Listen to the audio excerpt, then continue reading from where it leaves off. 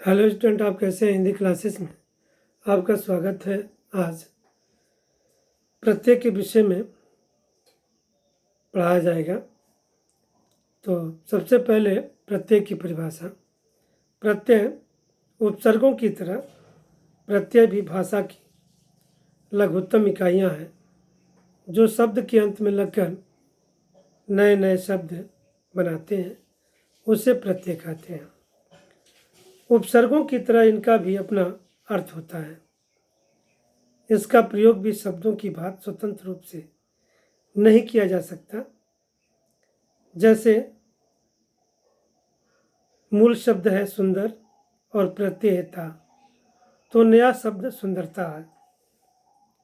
मनुष्य है और प्रत्यय है त्वा, मनुष्यत्व बनेगा। मूल शब्द से प्रत्यय लगा करके बनने वाला जो नया शब्द बनेगा वो मनुष्यत्व बनेगा। इस प्रकार प्रत्यय के दो आधारों पर भेद किए जाते हैं। एक संस्कृत परंपरा के आधार पर, दूसरा प्रकार के आधार पर। संस्कृत में दो तरह के प्रत्यय मिलते हैं। कुछ प्रत्यय क्रिया शब्दों में लगकर संज्ञा और विशेषण शब्द बनाते थे। ऐसे प्रत्ययों को कृत प्रत्यय कहा जाता था। इसके अलावा कुछ प्रत्यय क्रिया के अलावा अन्य शब्दों जैसे संज्ञा, विशेषण, अव्यय आदि से लगकर संज्ञा विशेषण आदि बनाते हैं। ऐसे प्रत्ययों को तद्धित प्रत्यय कहा जाता है। संस्कृत परंपरा के आधार पर हिंदी के प्रत्ययों को हम दो वर्गों में बांट सकते हैं, कृत प्रत्यय तथा तद्धित प्रत्यय।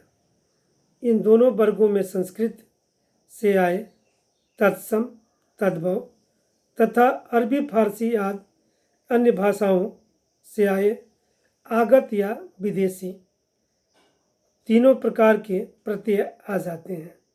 जैसे तत्सम से बनेगा, जैसे कृत प्रत्यय है, अक है, अक। और उदाहरण देते हैं, नर्तक। त्वा है त्वधित प्रत्यय, देवत्व।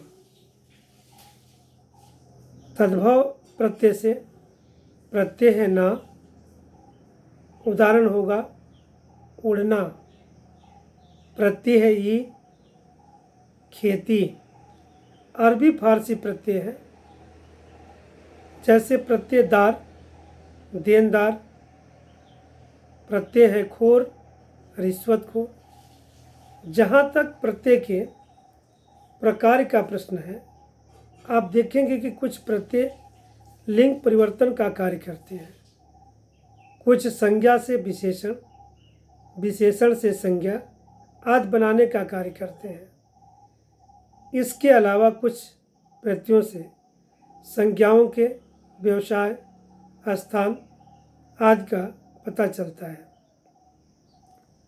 इसके बाद संस्कृत परंपरा के आधार पर प्रत्यय भेद। पहला है कृत प्रत्यय या क्रिया रूपों में लगने वाला प्रत्यय। वे प्रत्यय जो क्रिया के मूल रूप के साथ जुड़कर संज्ञा, विशेषण आदि नए शब्दों की रचना करते हैं, कृत प्रत्यय कहलाते हैं। क्रिया रूपों के साथ कृत प्रत्यय निम्नलिखित स्थितियों में प्रयुक्त हो सकते हैं। पहला है क्रिया का कर्ता या करने वाला। ये प्रत्यय क्रिया शब्दों में लगते हैं तथा कर्ता या क्रिया को करने वाली संज्ञा की रचना करते हैं। जैसे अक्ष प्रत्यय है पाठक, गायक, लेखक। उक प्रत्यय है भिक्षुक, भावुक। एता प्रत्यय है नेता, अभिनेता, विक्रेता। अक्कड़ प्रत्यय है भुलक्कड़ घुमक्कड़। ऊ प्रत्यय है कमाऊ खाऊ। हार प्रत्यय है होनहार खेवनहार। आया आब्लिक वैया, जैसे गवैया खिवैया। क्रिया का कर्म दूसरा है कि ये प्रत्यय भी क्रिया के मूल रूप धातु में लगते हैं तथा क्रिया के कर्म की रचना करते हैं।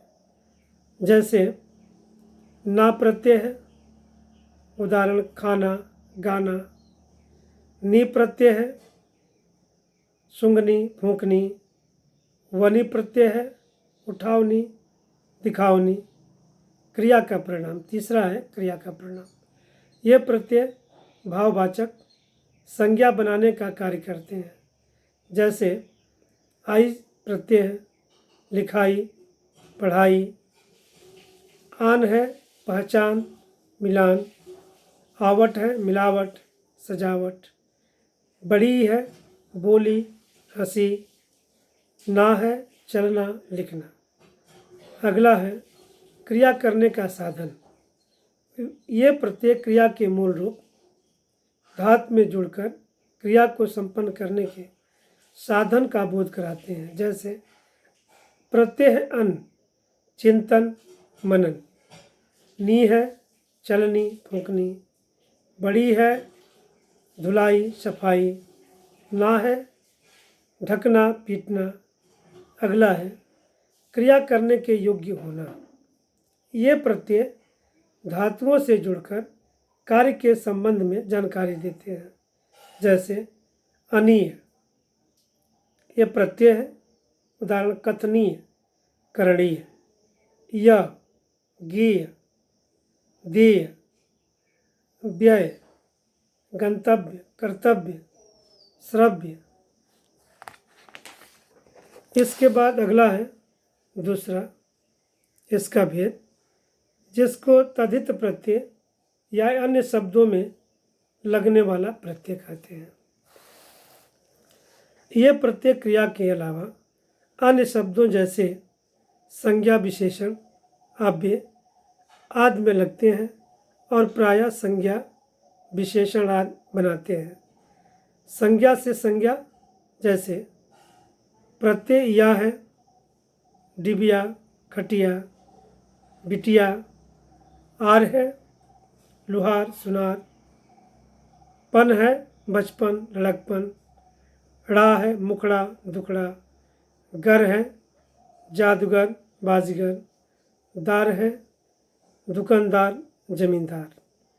विशेषण से संज्ञा ये प्रत्यय विशेषण शब्दों में लगकर संज्ञा बनाते हैं। जैसे ता सुंदरता योग्यता महता लघुता। आस है मिठास खटास। आहट है कड़वाहट चिकनाहट। संज्ञा से विशेषण ये प्रत्यय संज्ञा शब्दों से जुड़कर विशेषण शब्दों की रचना करते हैं। जैसे प्रत्यय है आ भूखा प्यासा।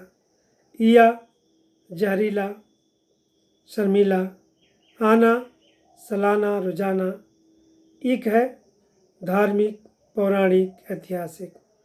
बड़ी है बंगाली जापानी गुलाबी ऊनी। इन शब्द हैं रंगीन नमकीन। एरा शब्द है चचेरा ममेरा। एलू शब्द है घरेलू। क्रिया विशेषण से विशेषण ये प्रत्यय क्रिया विशेषण शब्दों में लगकर विशेषण शब्दों की रचना करते हैं। जैसे ला शब्द है अगला पिछला निचला। उसके बाद प्रकार के आधार पर प्रत्यय भेद।